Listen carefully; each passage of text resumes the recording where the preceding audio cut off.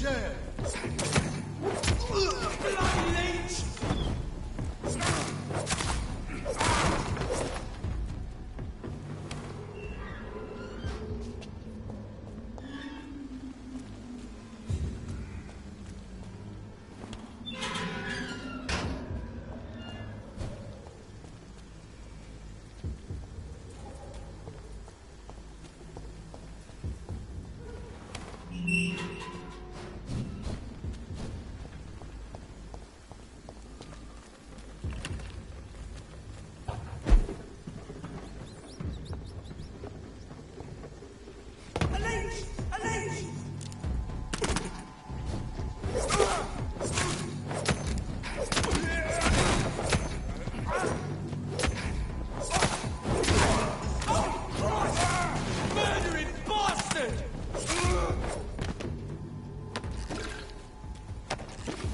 Have to kill you guys if you didn't, if you left me alone. It's your own fault for attacking me.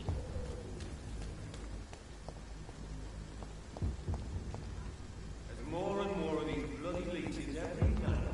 The gods recruit more and more. Safer places to be than here.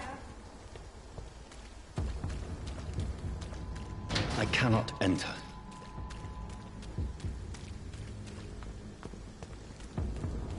It's mine.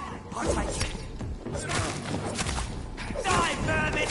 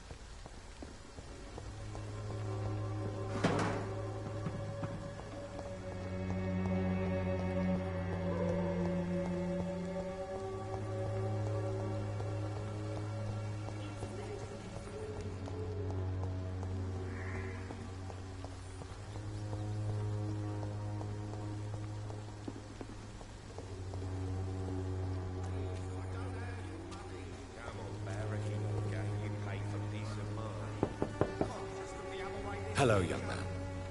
I'm Dr. Reed, and I would like to ask you a few questions. May I enter, please? Sorry, no, sir. My father does not like people entering our house, you see. Your father is worried about you, boy. He asked me to look for you. So my father actually worries about me then? Okay then. Come on in. I'm a Harry, by the way. Even my dreams are soaked with gloom.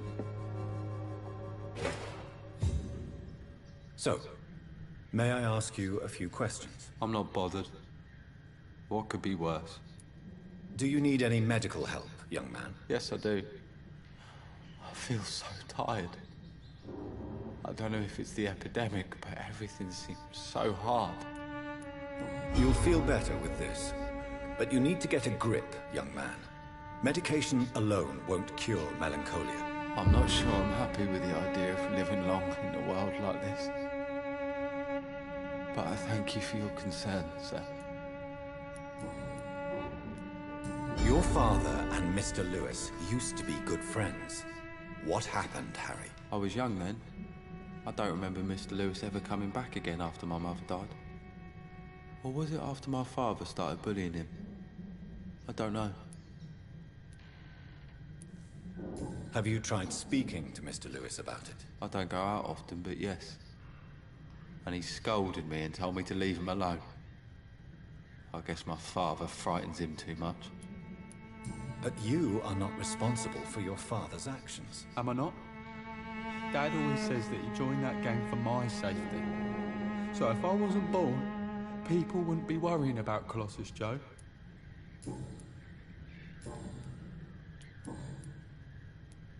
Forgive my bluntness, young man, but you don't seem happy living in Whitechapel. Why should I? I never wanted to come here in the first place. It was my father's decision. And look around you. Does this look like a nice place to live?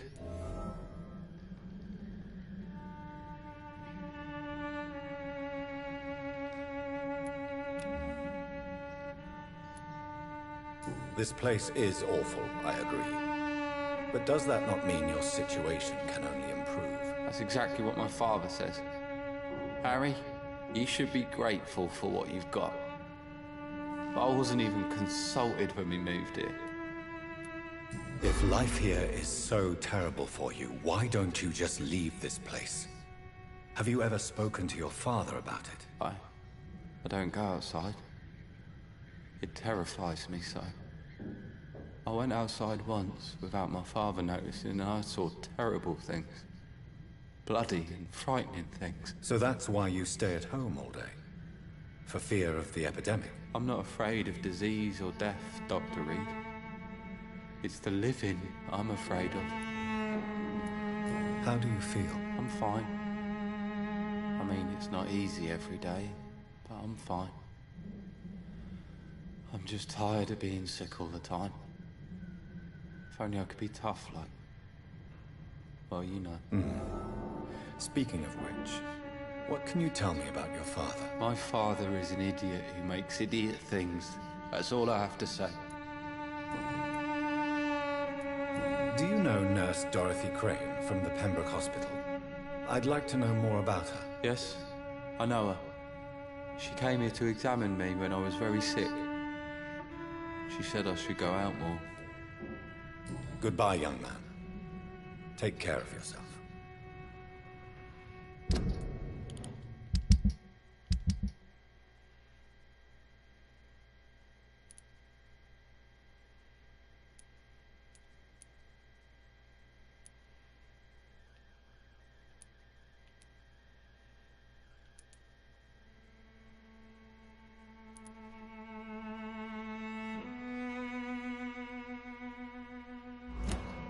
Is there only pain and suffering in this world?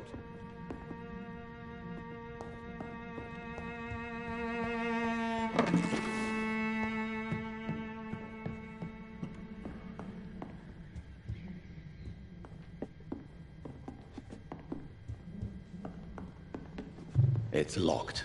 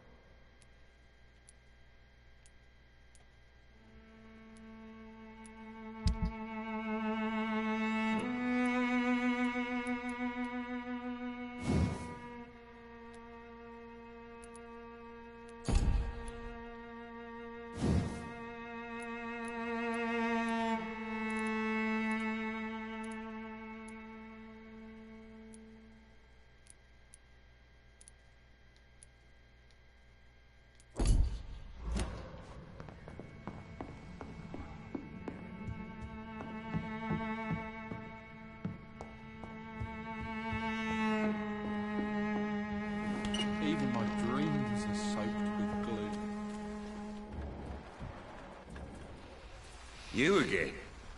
What do you want this time? Harry doesn't seem happy living in Whitechapel. Why did you make him come here? I've always put my son's interests above everything else, whatever he may think. Our house is small but affordable. The walls are thin, but the door is solid. You really love your son, don't you, Mr. Peterson? He's my pride and joy. Even if he hates me for the choices I make and pushes me buttons more than he should. Since the criminal nature of your job means you could be arrested, are you not afraid of what would happen to your boy if you were? No one will ever take my son away from me. If that ever occurred, I'd hunt the bastard down and rip off his head with my bare hands. Do you have any regrets? Only one. Not to have my beloved wife by my side. She died when Harry was little. My sweet Jane. She gave the boy confidence.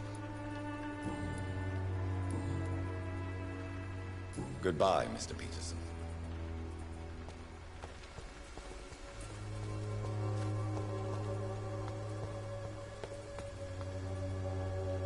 Good evening, Mr. Whitaker. It's Father Whitaker, my son. So, are you still lost in your rational delusions? Don't you fear getting sick yourself? I've been touched by God's grace. I am perfectly healthy.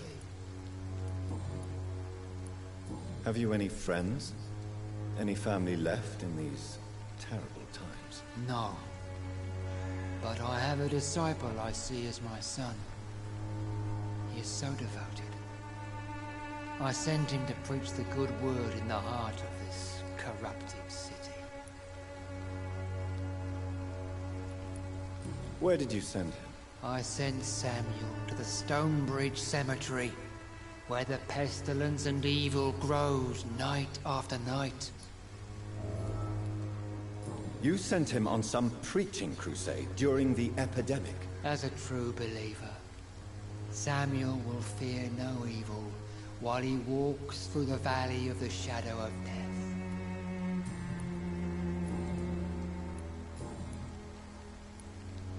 What do you mean when you say that I am more lost than you thought? All scientists are entangled in a world of causes and consequences, and most of them can't see the plain truth. Quite a judgmental opinion, if you ask me. But what do I know? Blinded by science as I am. But you are seeking answers, aren't you? Answers about the Armageddon about to strike the city. Answers about the hidden truth.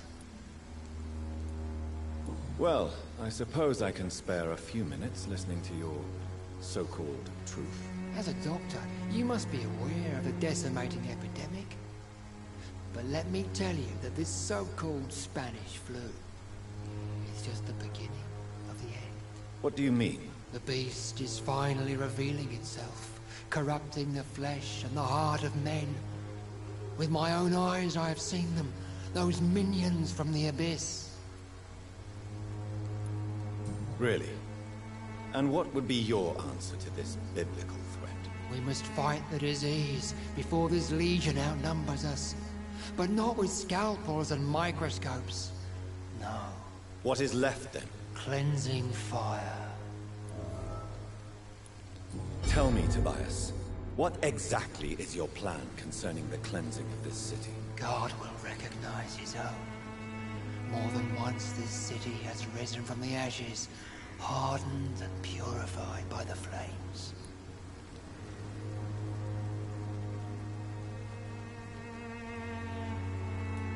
Purification by fire has proved useful, but where do you stop?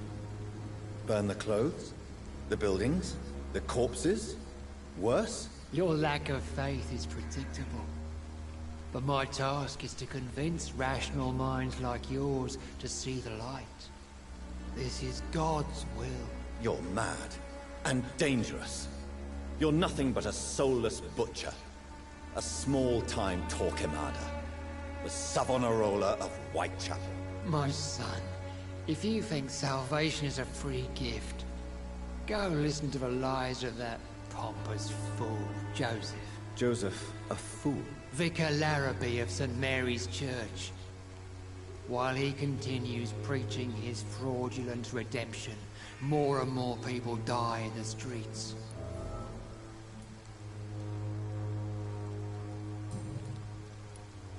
Do you know Nurse Dorothy Crane from the Pembroke Hospital? I'd like to know more about her. I don't like the liberal ideas of nurses, but I especially abhor that Nurse Crane you mentioned. So you're not exactly a fan of Florence Nightingale's work. But nurses are essential for modern healthcare. Nuns should be the only women allowed to take care of male patients. It's obvious only they have the necessary moral fiber. Why do you hate Nurse Crane more than other nurses? Before coming to London, she was a member of the communist resistance in our country. That's what happens when you let a woman get involved in politics.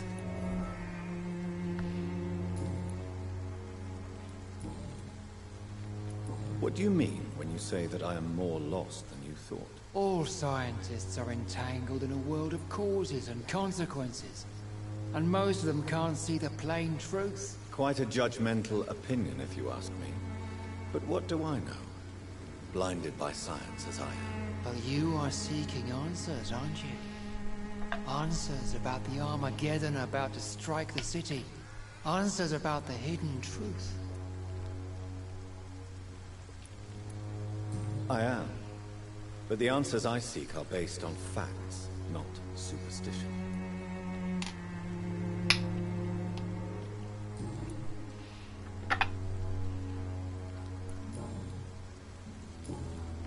I have heard enough for tonight. Goodbye.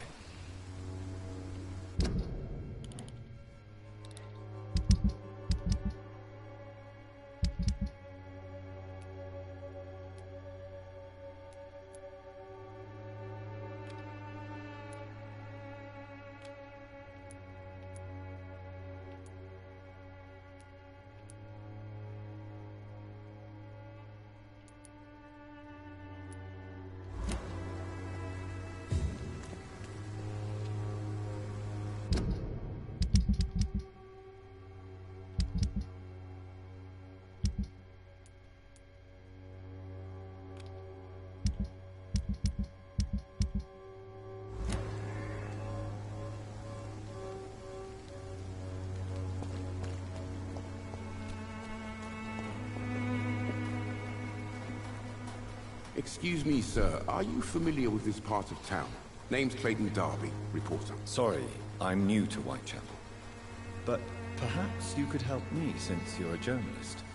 My name is Jonathan Reed. Dr. Reed, the famous surgeon. I'll gladly help if I'm able, sir. I heard you're investigating an underground medical dispensary in Whitechapel. What do you know about it? Not much, I'm afraid. They are wary of strangers, and I'm not really an acquaintance of theirs. Why do you care?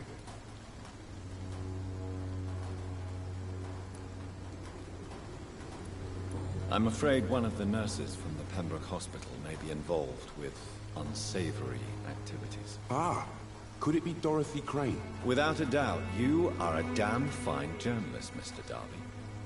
What do you know of her accomplice, a man named Darius? I don't know much about the man. He's very cautious. Never goes out. Doesn't seem to have any friends or family. He never goes out? No. A few days ago, he unexpectedly did. I followed him, but it was just a ruse to keep me away from his house. Really? How do you know? He went to the nearest mailbox, but just before posting his letter, he ripped it up and threw it away.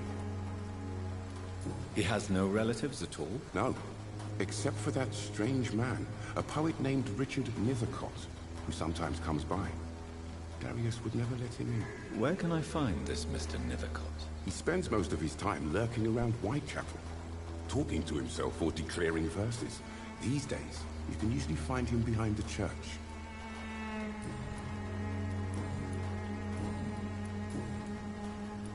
Why are the newspapers keeping silent about the Spanish influenza? It's as though none of you care. There's a war going on. People shouldn't be demoralized by news of deadly diseases. I served in France. Our top priority must be to put an end to this butchery. This war must stop now. Sir, streets are a battlefield too. An invisible and untold war is going on, and it must be stopped. Do you need assistance? That would be nice of you, Doctor. Who knows what I may have caught during my investigation. If you persist in investigating the most pox-ridden boroughs of London, you must accept the risks. Thank you, sir. Have you any idea of the danger you face in these streets at night? I've had to run and hide more than once from frenzied mobs incensed by the fever. Do you think the flu is really responsible for this, Doctor?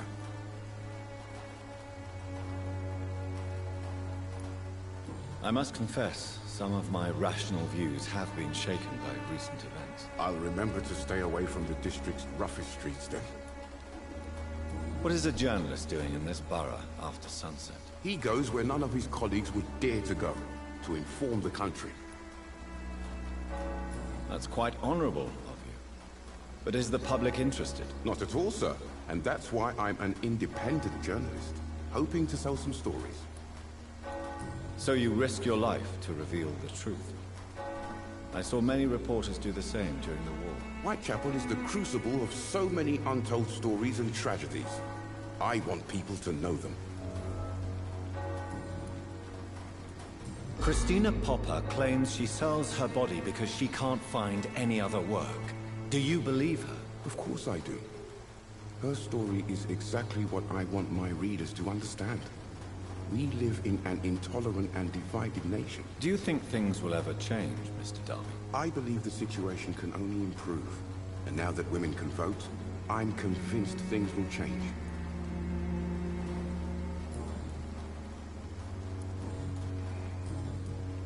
Goodbye, Mr. Darby. Farewell. Good evening, Doctor. Can I help you?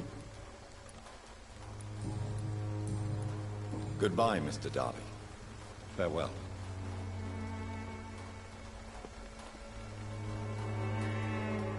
Why Good evening, is it Doctor. not? Can I help you? I still have questions about that Darius fellow. I don't know much about the man. He's very cautious. Never goes out. Doesn't seem to have any friends or family.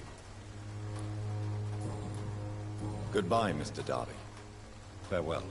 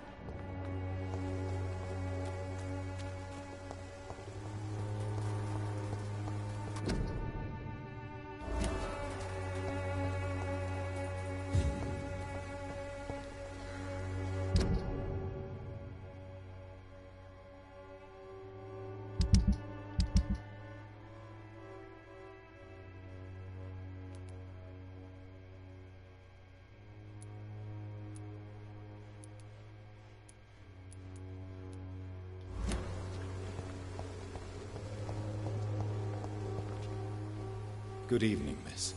I'm Dr. Reed. I'd like to ask you a few questions. I know what you're thinking. A tall stranger who meets a girl in the street at night. It reeks of the penny dreadfuls. But I mean you no harm, truly. You don't seem to need my medical attention for now. Camellia, I know you work for Dorothy Crane. Please tell me about her secret dispensary. A stubborn and mute comrade. Nurse Crane and Darius Petrescu have been clever.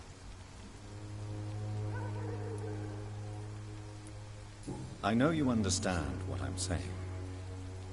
Your silence has nothing to do with you being mute, does it?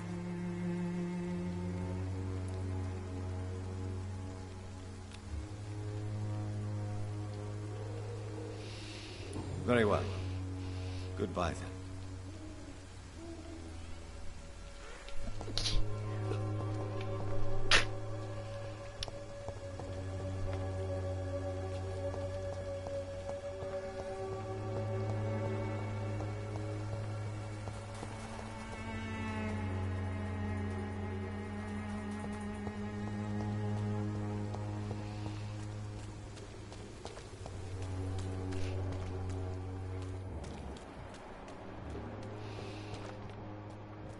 The walls of your home will not protect you. For there is no protection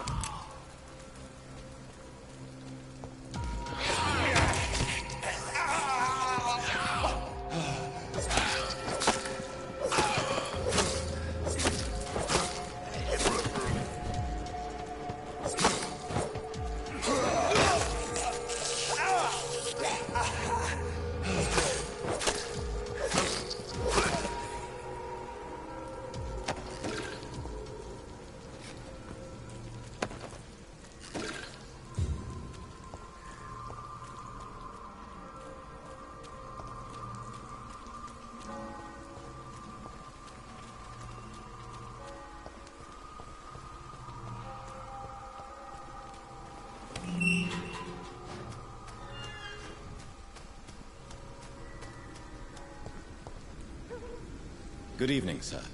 I'm Dr. Reed. I would like to ask you a few questions. Please be my guest. Although I may not be the best informant regarding this part of town, my words speak about that which the eyes cannot see. Really? Are you an artist of some kind? I'm a poet, sir. Richard Nethercott, at your service.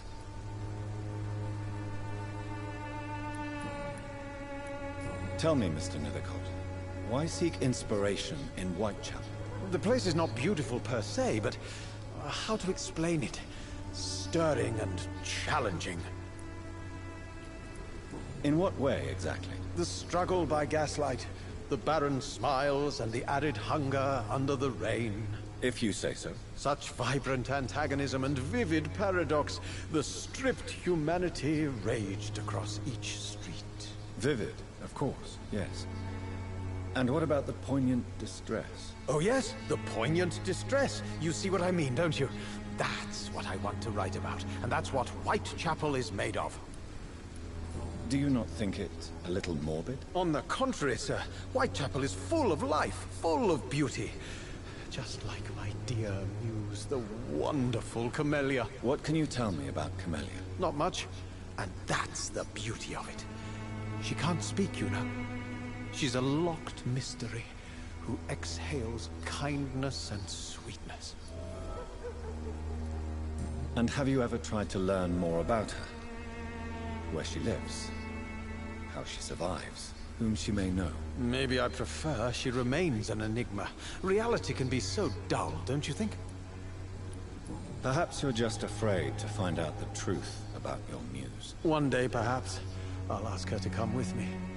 But will she still be my wild flower of Whitechapel if she moves uptown?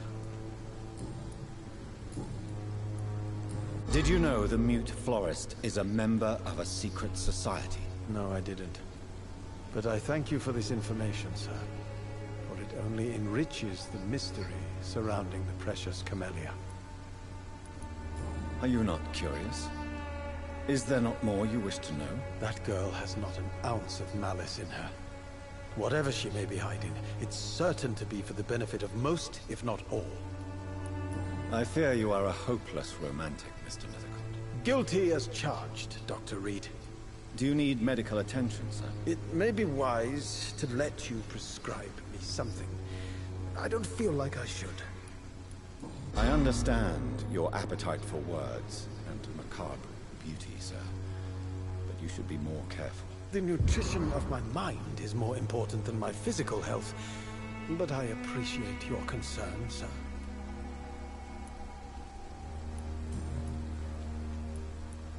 Are you aware that your life could be in danger in this part of town? But this is where I must be to feel the real beat of the city. I had to come, see it for myself, alone. I understand your need for solitude, but it's not safe around here. I don't care. I don't have many friends, Doctor, and my family despises me. If some misfortune came upon you, who would be here to help you? Well, you, for a start, my dear Doctor. May I ask what you're doing at this hour of night, sir? Do you live here? Not at all. I'm just enjoying the pleasure of a quiet walk. Though night talks are always preferable, if you ask me. Especially with strangers. But are you not afraid of the epidemic? Oh, why should I? I see some equity in the Spanish flu. No flesh should be saved, say the scriptures. Good or evil, rich or poor, all are equal in the eyes of the flu. If you say so. But as a physician in a time of epidemic, I must caution you to avoid unnecessary exposure, sir. Thank you, Doctor. But we both know the seeker of truth has to go boldly where the weak dare not. What are your thoughts on the terrible situation in this city? Terrible, you say? No. Of course, the death of so many innocents is a tragedy. But the scourge has not been all bad for the city. Oh, no, sir. What are you talking about? Do you remember London before the flu? Noisy, cacophonic, quiet nowhere to be found. And now, listen to this oddly peaceful silence.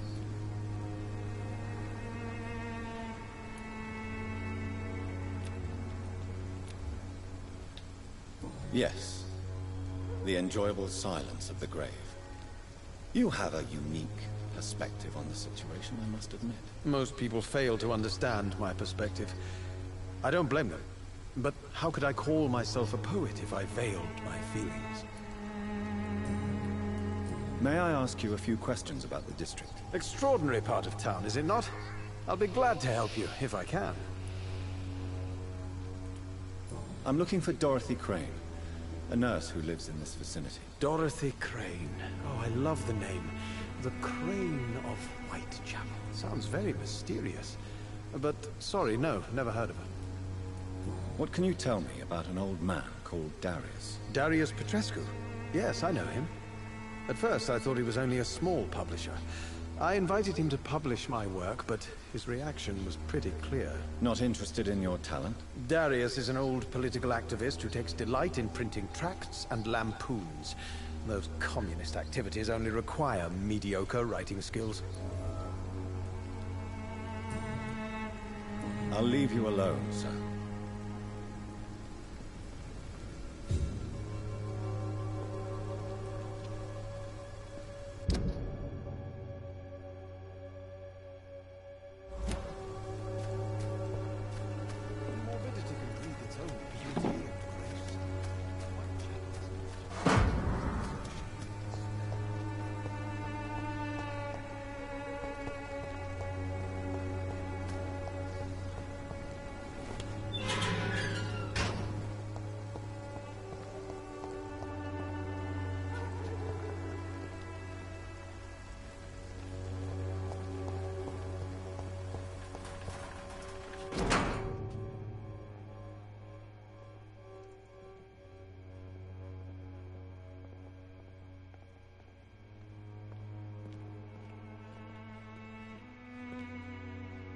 The content of Darius' letter to his children could give me more leverage to enter. Darius is a bit less of a mystery now. It should not be that difficult to incite him to let me in.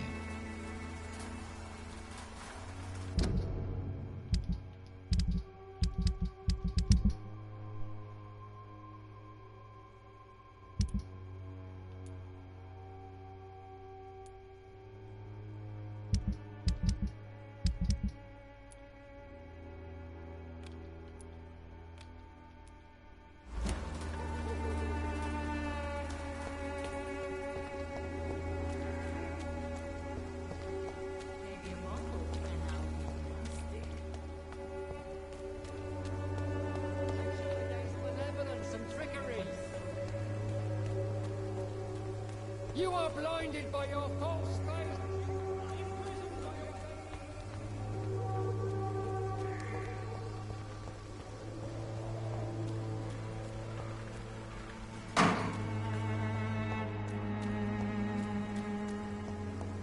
Steady, boys! We've got one of them! One of them!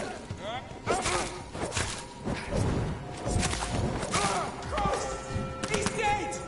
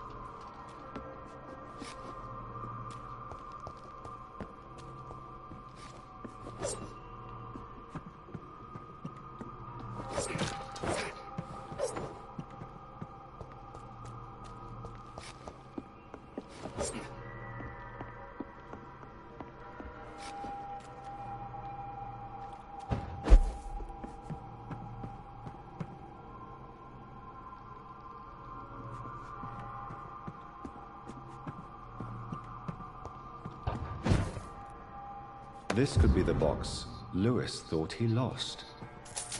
Huh. There's a letter inside.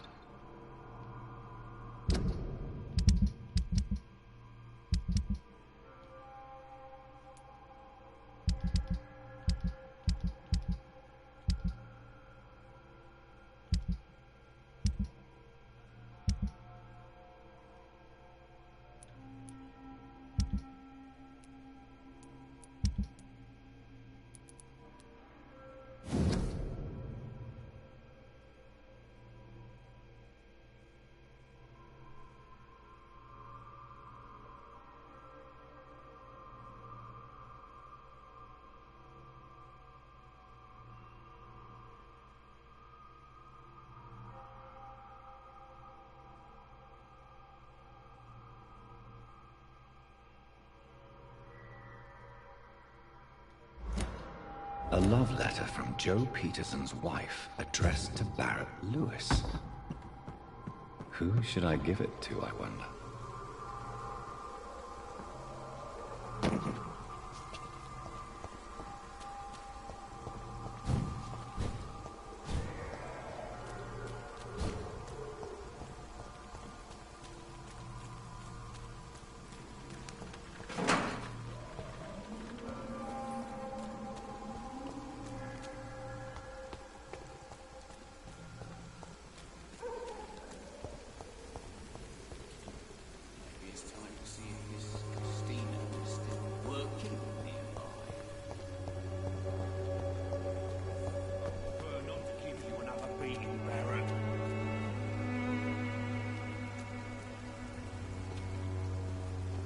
Fancy buying something, sir? You never lose your focus, do you?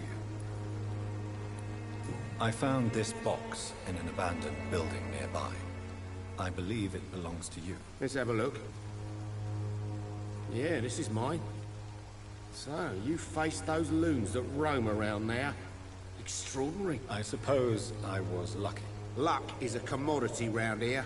Yours should be properly rewarded. About this package, it's not just tools and trinkets, is it? I want to be rude or anything after your kind gesture, but it's none of your business.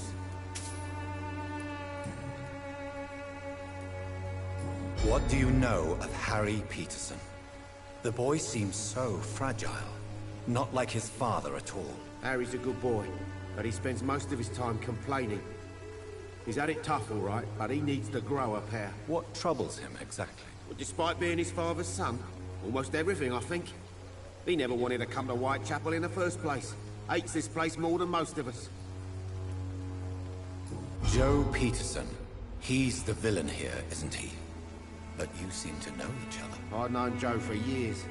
I saw him box once or twice. He was a friend then. But these days, he's just another thug. What can you tell me about Mr. Peterson?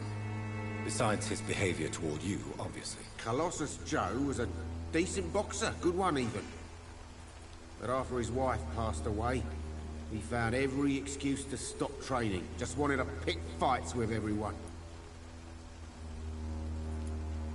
It's never easy to find a new path in life, especially after the loss of a loved one. But crime is certainly not the best option. We've all had some rough times, ain't we? And most of us don't use our fists to see us through. And no one has ever stood up to this thug. Nobody would be fool enough to stand against a wet boot boy. Barrett, you had an affair with Joe's wife, didn't you? Yeah, I did. She's the only woman I loved. My first regret is that she stayed with Joe after Harry was born. The second is I never shed a tear when she died. Do you mean you're Harry's father? No one will ever know for sure. But it's better that way. And I don't believe I'd have been all that bad as a dad. Did you ever try talking to Joe? Never. But I suspected he knew everything, even without knowing it.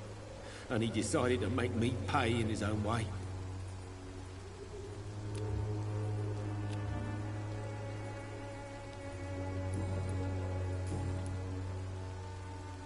Goodbye for now, Mr. Lewis.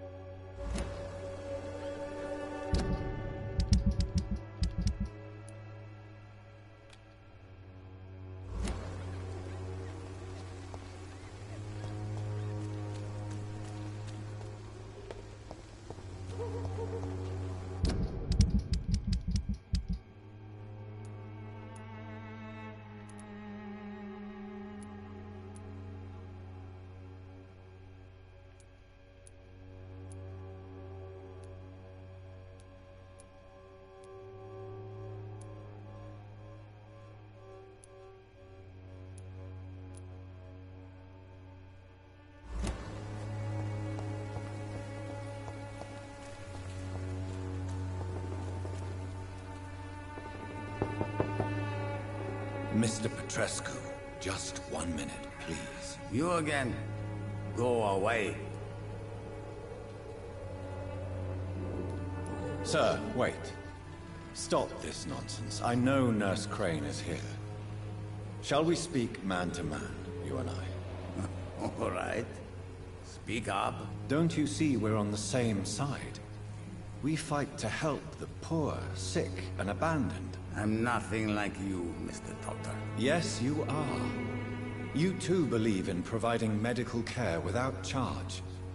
You know what we have to sacrifice to make the world a better place. I have to admit your words have conviction. All right, I'll let you see Dorothea. Don't make me regret this, though.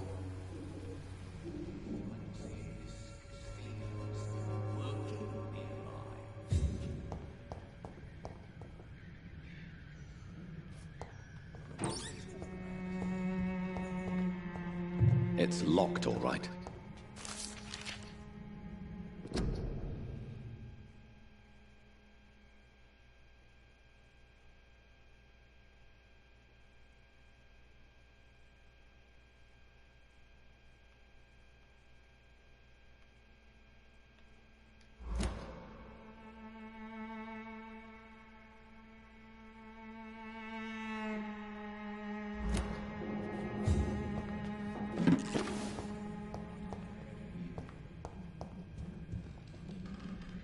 If you want to talk to Dorothea, you must go across the courtyard and take the stairs. We've not been formally introduced.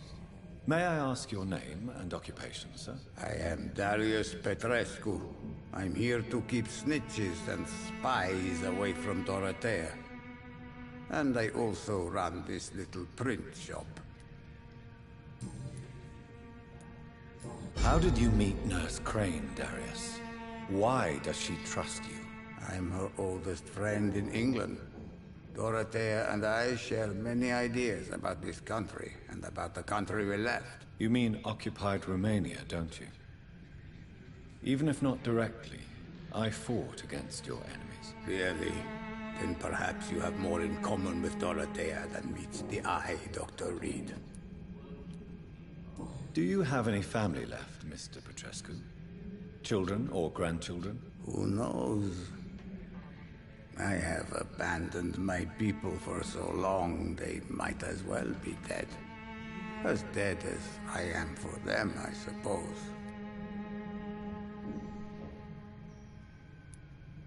This war won't last forever. Did you ever think of returning to your country now it's free? No. I have taught strength and determination to my sons and daughters. I'm an old, dying man who only has memories of better times to cherish. Don't be embarrassed, sir. If you must know, my own father disappeared many years ago, and I forgave him. It's quite awkward to talk about our families like this, but thank you, Dr. Reed. I appreciate your trust. I know you fought for your country when it was occupied, Darius.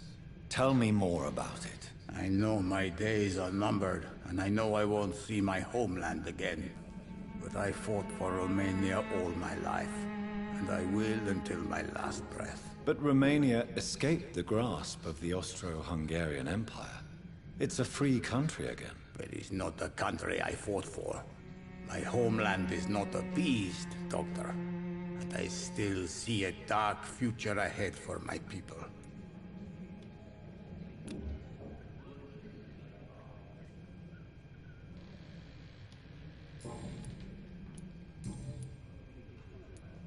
Tell me everything you know about Camellia, the mute florist. I do not believe in the afterlife, Doctor, but I'm almost convinced Camellia is an angel. She volunteered to give out our medical leaflets. Are you not worried for her safety? She is as brave as she is tough, and clever, too. If only I had met her when I was younger. Are you in love with Camellia, Mr. Petrescu? Don't be stupid. If I had met her when I was younger, we could have won our revolution. Who is she, really? Do you know where she's from? She's not from around here, that's all we know. Camellia is not even her name. It's her favorite flower. You say she has no close family? Well, there's that awful poet who constantly follows her around like a lost puppy. A good man for sure, but a very poor writer. So Dorothy's real name is not Crane? Like myself and many people in this area. Dorothea is from occupied Romania. That's all you need to know. She seems important to the community. More than you can imagine. The West End does not want to hear of Whitechapel's misery. Dorothea is one of the few doing something about it.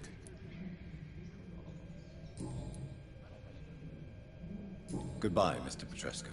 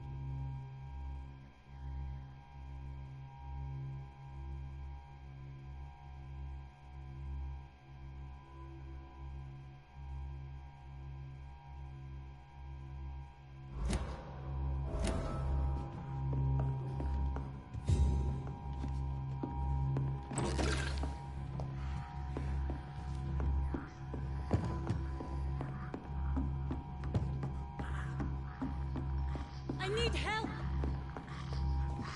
What do we have here, nurse? Patient Razvan Vasily. High fever running on 3 days.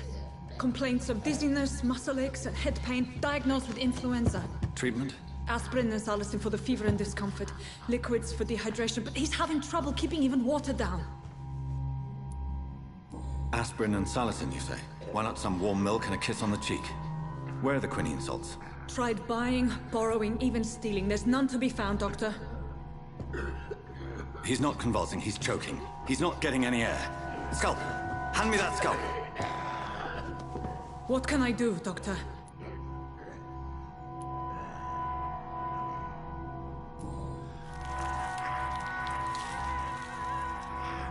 I need to perform a tracheostomy. Short pipe. That rubber tube will do. We're going to cut a passage for air through the neck. Yes, Doctor. He's breathing again, but he's coughing up blood. Internal hemorrhaging. I need to make another incision into the chest cavity to drain the fluids from the lung. Prepare another tube. A thoracostomy? Doctor, we've nothing to fight the infection. We need an aseptic environment.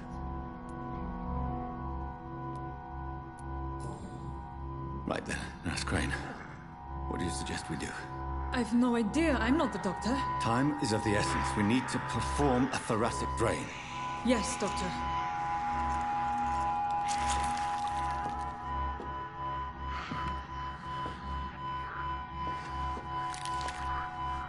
Ew. He's still bleeding, Doctor. I'm losing his pulse. The drain must have punctured the intercostal artery. There's too much blood. Are you all right, Doctor? I can't see. Fight it.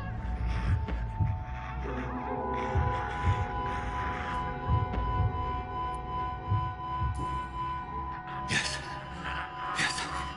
I have this, nurse. Allow me to finish the procedure alone.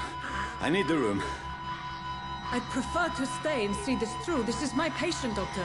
I have needle and thread for stitching the wound.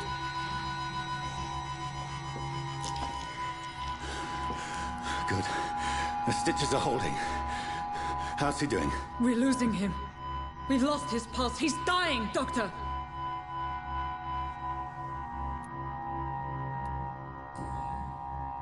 Cardiac massage, now. Cardiac... What? Are you making this up as you go along?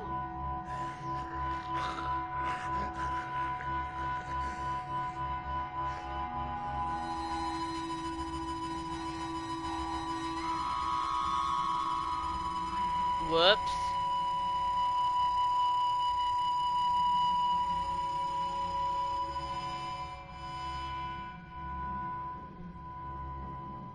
We've lost the pulse.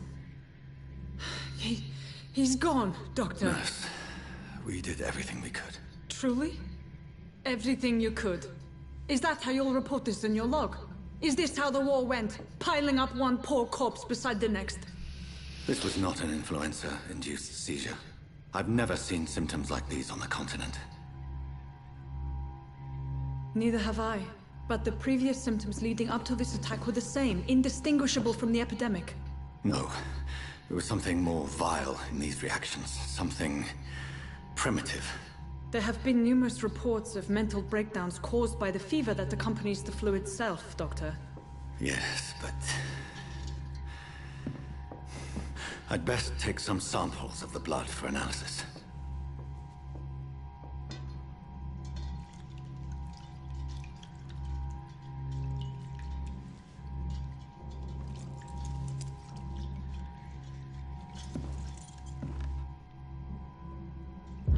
I doubt you're here to test my bedside manners.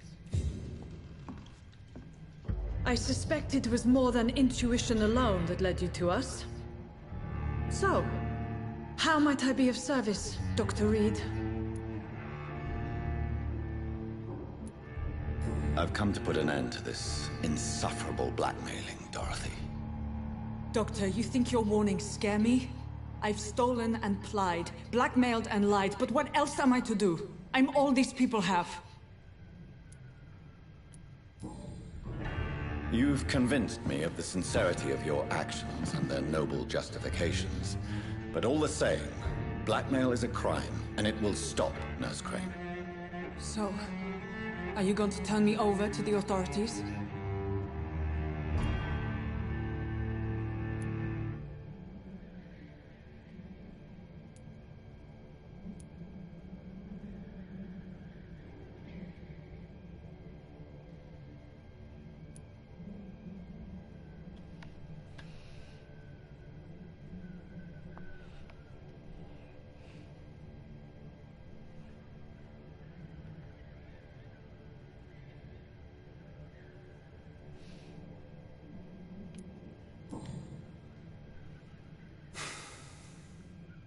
No. Your place is here. Jailing you would be an even greater crime. So, here is my proposition. I'll look the other way on your little enterprise. In exchange, you will resign from the Pembroke Hospital and provide me with medical supplies when the need arises. Dr. Reed! That sounds like a business proposition. My accomplice, then? No, just a privileged client. My research may require the occasional rare piece of equipment or ingredient. I'll pay good coin in exchange, fair and honest, to help finance your noble endeavors.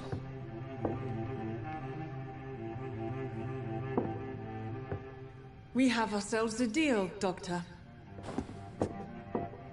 Good customers are always welcome. Yes, Nurse Crane.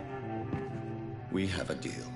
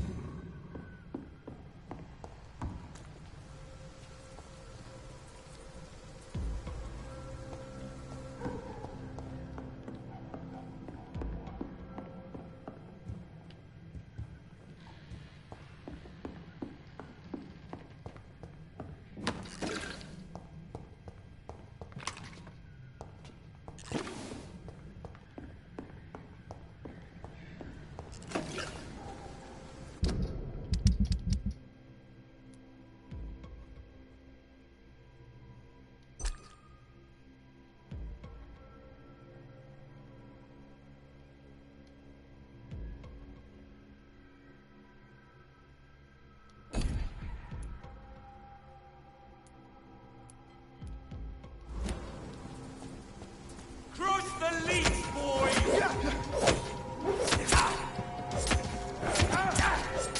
Die, vermin! Burn, vermin!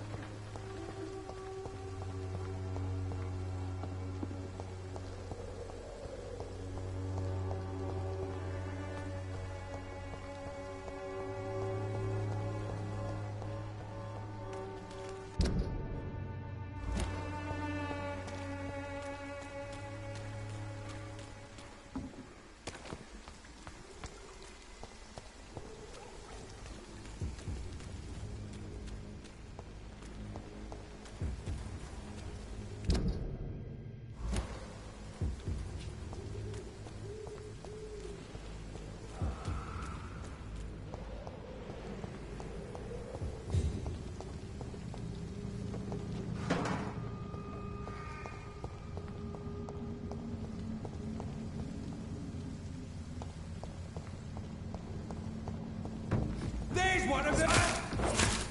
Die, vermin!